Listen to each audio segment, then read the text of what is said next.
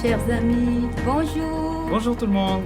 On est heureux d'être avec vous encore aujourd'hui et on espère passer de beaux moments avec vous. Nous sommes dans le dernier jour de notre thème « Comment faire pour ne pas devenir fou pendant ce confinement ?»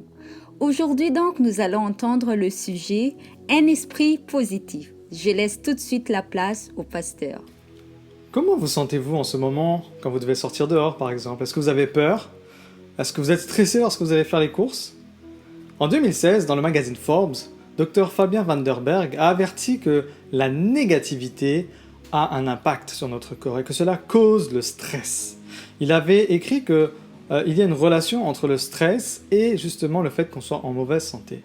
Si vous ressentez tout le temps des émotions négatives, vous allez être soumis au stress et vous serez encore plus sensible aux situations stressantes telles que nous vivons en ce moment.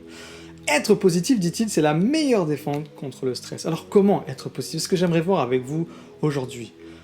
Dites-vous une chose, c'est que vous pouvez changer votre attitude avec l'aide de Dieu. Déjà, dans un premier temps, nous devons comprendre le pouvoir de l'attitude. Si vous vous autorisez à avoir des attitudes négatives, telles que l'anxiété, l'envie, la colère, l'amertume ou la fierté, cela va saisir votre esprit. Et ces attitudes vont vous amener à prendre des décisions parfois et souvent négatives. Elles vont affecter votre vie de manière encore plus négative. Mais si vous choisissez de développer et de maintenir des attitudes positives, votre vie va être positive. Et dans ces temps de défis et de tragédie avec ce Covid-19, vous pourrez y faire face avec succès si vous choisissez d'aborder la vie avec justement l'attitude positive.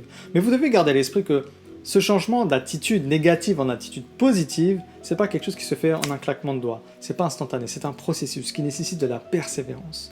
Vous devez garder à l'esprit aussi que vous ne pouvez pas contrôler les situations et les personnes, mais vous pouvez choisir, comme on l'a déjà dit, la manière dont vous allez répondre. Avec Dieu à vos côtés, il vous donne des éléments clés qui vont vous aider justement à faire face à la vie avec positivité. Premier élément, l'espoir, la foi en lui. Cette vision claire de ce qu'il veut que vous fassiez chaque jour. Et il va vous donner cette énergie pour atteindre justement l'objectif et le plan divin. Quand vous ne pouvez pas changer les circonstances, demandez à Dieu de vous donner cette paix dont vous avez besoin justement pour pouvoir y faire face. Nous devons assumer notre incapacité à être incapable de changer les choses. Nous devons lâcher cette attitude d'être une victime. Nous devons arrêter de blâmer les autres lorsque il y a des choses qui nous arrivent.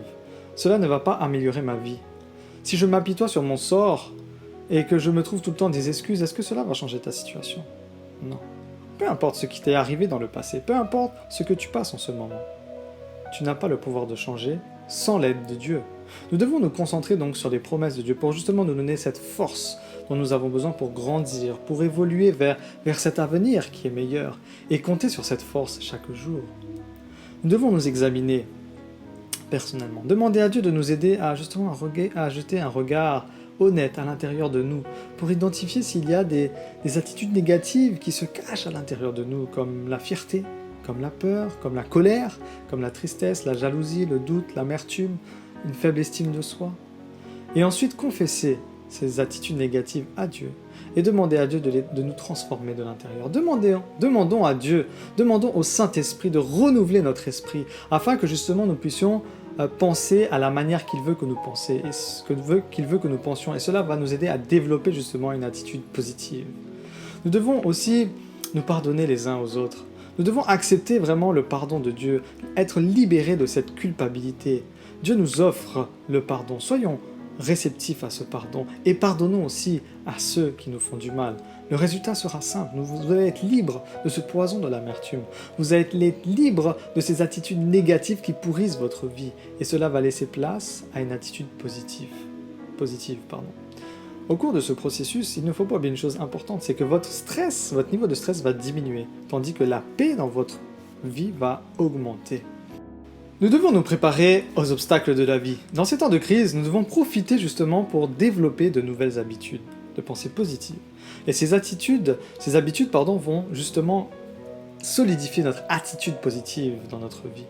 Lorsque la peur ou le découragement obscurcissent notre pensée, nous devons rechercher la sagesse dans la prière. Nous devons lire la parole de Dieu. Nous devons parler avec des gens qui peut-être partagent aussi notre foi, des gens avec qui nous avons confiance. Nous devons prier régulièrement Dieu pour que justement il accomplisse ses desseins uniques dans notre vie.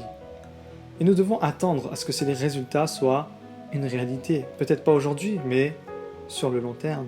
Nous devons être patients lorsque nous travaillons pour atteindre ces objectifs. Dieu va nous donner les moyens. C'est un processus, comme on l'a dit, ça prend du temps. Gardez à l'esprit que chaque obstacle auquel vous pouvez faire face aujourd'hui est petit, vraiment petit, par rapport à la puissance de l'amour de Dieu qui est incommensurable, qui est énorme.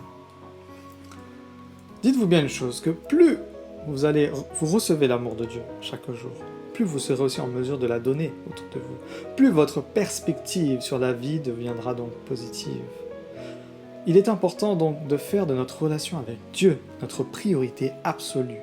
Consacrons plus de temps encore à la prière, consacrons plus d'énergie à la discipline spirituelle pour nous rapprocher de lui. Regardons-nous comme Dieu nous voit, son enfant, pour lesquels il a envoyé son propre Fils unique, pour avoir la vie sauve.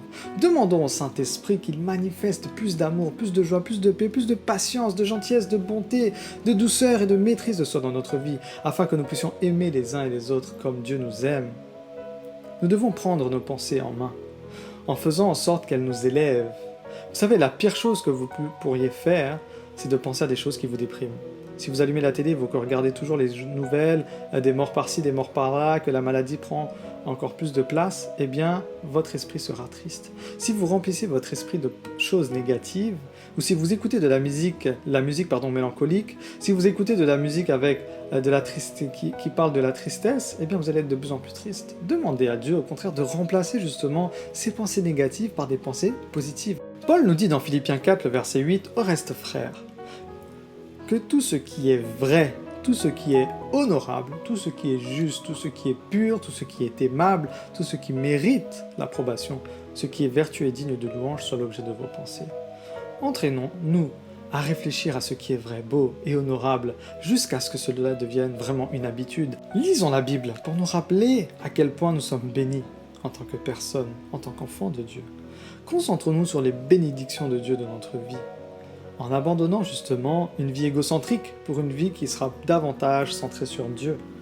Alors vous allez constater que vous suivrez les conseils de Dieu pas parce que vous le voulez en fait, et non pas parce que vous devez le faire. Et ce sentiment d'espoir grandira dans le processus, ce qui va nourrir encore plus des attitudes positives dans votre vie.